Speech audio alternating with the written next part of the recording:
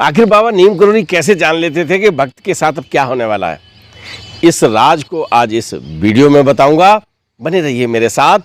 नमस्कार, आप देख रहे हैं धर्मदृष्टि पत्रिका का यूट्यूब चैनल दस्तक मीडिया। मैं विनोद शुक्ला आपको सुना रहा हूं बाबा नीम करोली की अद्भुत घटनाएं, अद्भुत गाथाएं। तो आज जहां हनुमान जी लेटे हुए हैं, जहां त्रिवेणी है, वहीं ले चलता हूं उसी नगरी में, संगम की नगरी में, इलाहाबाद, प्रयागराज।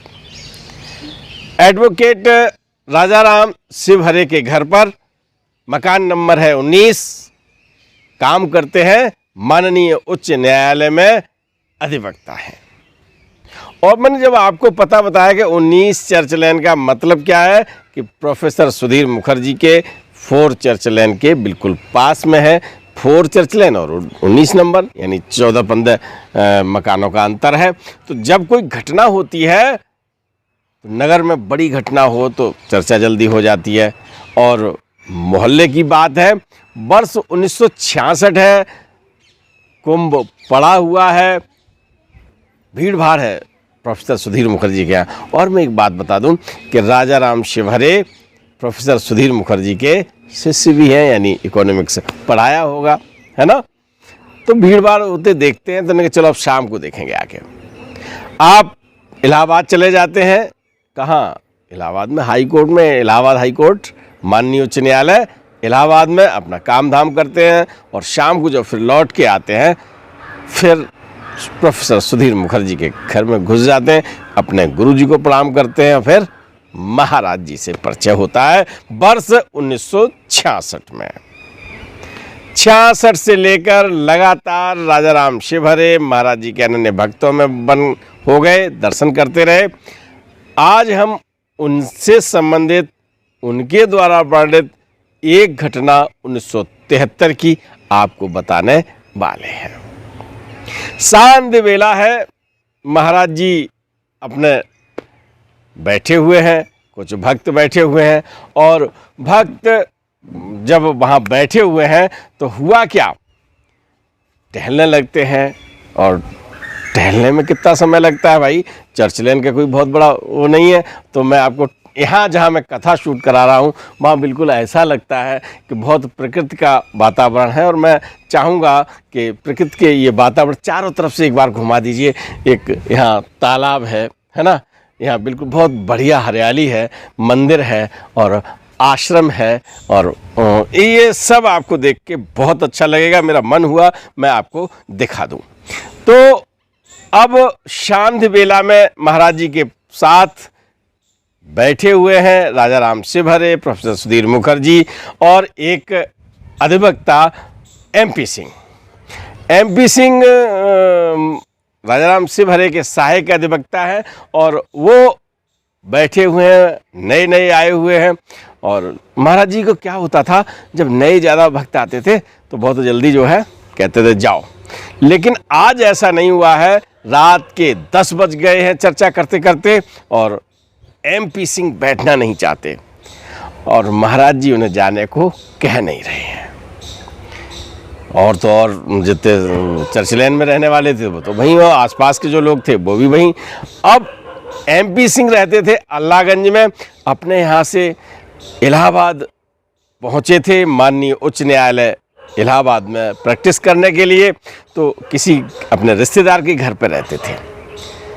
उन्हें डर था कि हम अगर घर नहीं पहुँचे, राज इसी बात में है ना। तो पहले चलिए घटना क्या होती है चर्च लेन वो मैं बता देता हूँ।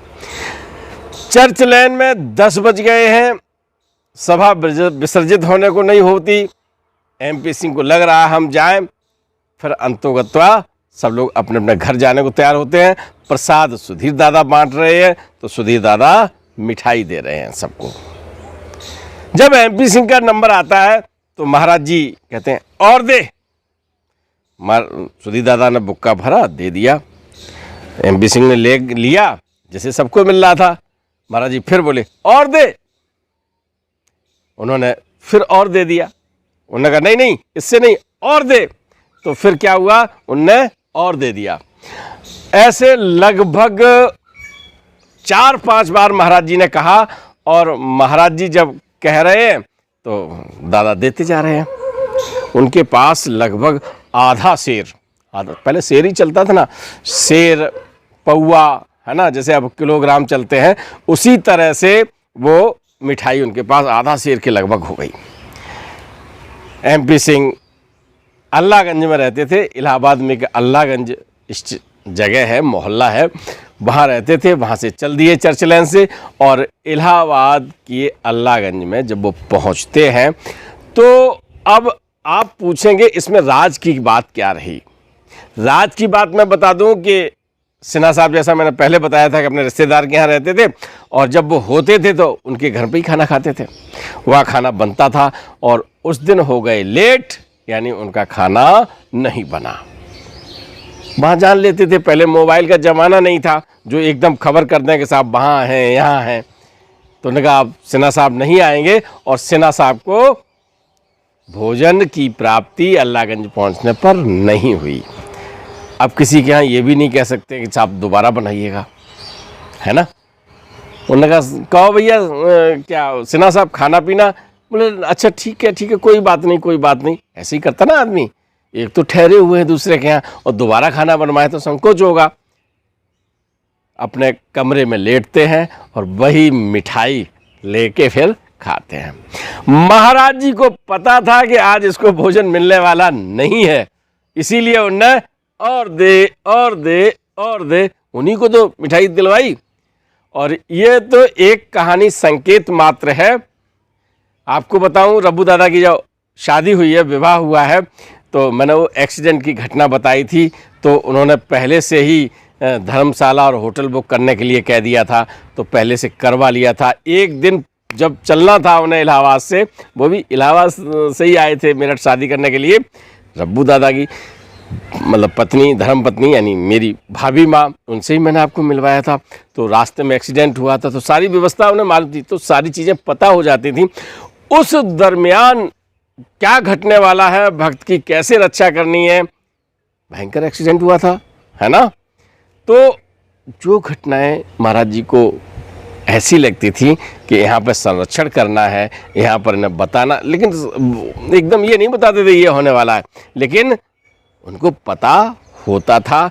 और हनुमान जी को क्या छिपा लोगे भैया, सब कुछ पता होता था। आज भी महाराज जी के पास आपके साथ क्या होने वाला है, अगर आप उनसे पूछेंगे, आप उनसे संकेत लेंगे, तो वो निश्चित रूप से आपको बता देंगे कि अब क्या होने वाला है और आपको क्या करना चाहिए। मिठाई सुरक्षित कराई, सिन्हा साहब ने शाम को भोजन किया और फिर अगले दिन अपने प्रैक्टिस पे गए। तो मित्रों, एक संकेत के रूप में, प्रतीकात्मक रूप में मैंने ये गाथा आपको सुनाई, और गाथाएं मैं सुनाता रहता हूँ। अगली गाथा के साथ फिर मिलता हूँ, तब तक के लिए राम राम।